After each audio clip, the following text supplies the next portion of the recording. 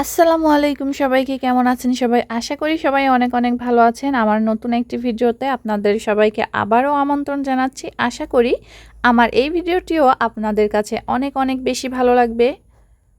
ভিডিওর শুরুতে আজকে সকালের দৃশ্য দেখাচ্ছি। তো এখানে হচ্ছে কালকে আমি যে গরুর ভুঁড়িটা রান্না করছিলাম, আমার কালকের ভিডিওতে সবকিছু বলা আছে। তো কালকের সেই ভুঁড়িটা আজকে আমি হচ্ছে সকালবেলা গরম করে দিয়েছি, সাথে ছিল রুটি, আর এটা দিয়ে আমরা সকালের নাস্তা করব। তো দেখতেই পাচ্ছেন আমার ছেলে হচ্ছে স্কুল ড্রেস পরে একদম খাইতে চলে আসছে, যেহেতু ও খাওয়া দাওয়ার পরে স্কুল যাবে।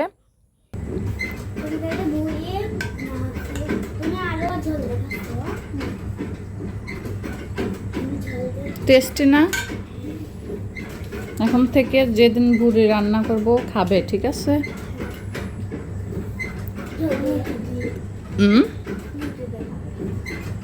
রুটি দিয়ে।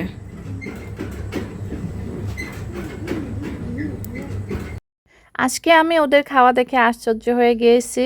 ওরা কখনোই ভুড়ি রান্না প্লেটে নিয়ে দেখেনি কেমন টেস্ট, বাট আজকে দেখেন কি সুন্দর করে খাচ্ছে।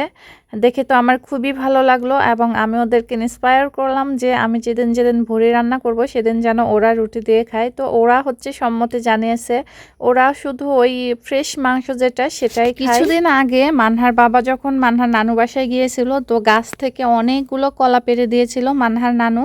তো সেই কলাগুলোই ছিল। তো আমি কয়েকটা কলা ফ্রিজে রেখে দিয়েছিলাম, এই জন্য কলার কালারগুলো এরকম কালো হয়ে গেছে। যেহেতু ফ্রিজে ছিল, কলাগুলো কিন্তু একদমই নষ্ট হয়নি। ফ্রিজে কলা রাখলে এরকম কালো হয়ে যায়, বাট সেগুলো কিন্তু খেতে ভালো, এগুলো কিন্তু ভালো থাকে ভিতরটা। তো যাই হোক, কলাগুলো আমি ফ্রিজে রেখে আবার মানহার নানু বাড়িতে চলে গিয়েছিলাম, গিয়ে আবার 2 দিন থেকে আসছি, এজন্য কলাগুলো খাওয়া হয়নি। তো যাই হোক, এগুলা দিয়ে আমি এখন কয়েকটা কলার পিঠা বানাবো। যেহেতু এই কালার এরকম হয়ে গেছে জন্য বাচ্চারাও খাবে না, এজন্য ভাবলাম যে কলা দিয়ে কিছু একটা করে দেই। যাই হোক, এখানে আমি হচ্ছে আটা নিয়ে নিয়েছি, এখানে চালের গুঁড়ি নিছি, আর ওই যে বাজারে যে আটাগুলো কিনতে পাওয়া যায় সেই আটা হচ্ছে নিয়ে নিয়েছি, যেগুলো দিয়ে রুটি বানাই আর কি, সেই আটাটা। তো 2টা আটা আমি মিক্সড করে নিয়েছি, চিনি দিয়েছি, লবণ দিয়েছি পরিমাণ মতো। এরপরে হচ্ছে একটা ডো বানিয়ে নিয়েছি এরকম নরম নরম করে। আমি হচ্ছে এই ফার্স্টবার এই পিঠা বানানোর ট্রাই করলাম, জানি না কেমন হবে খাইতে।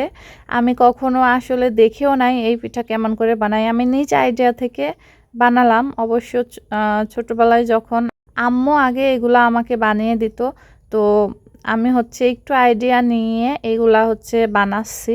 আমি জানি না এগুলা খাইতে কেমন হবে।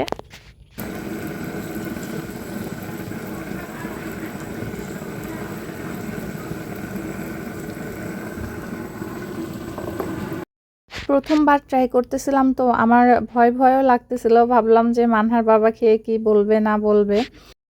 এক পাশে লাল লাল হয়ে যাওয়ার পরে এগুলাকে আমি উল্টায় পাল্টায় একটু নেড়ে চেড়ে দিব, যাতে করে সমানভাবে চারিদিকে ভাজা হয়।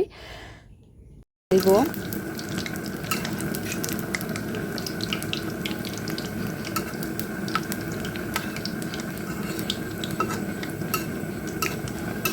অনেক সুন্দর একটা এই যে বড়াগুলো লাল লাল হয়ে গেছে, বড়াগুলো লাল লাল হয়ে গেছে, এখন এগুলাকে উঠাবো।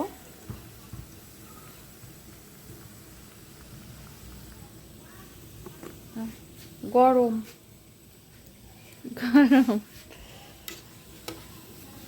একটা বাটিত করে নিয়ে যাও।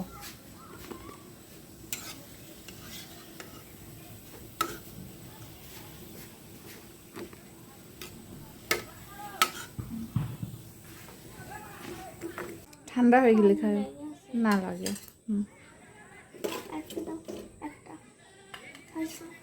ঠান্ডা হলে খায়ও, ঠিক আছে যাও।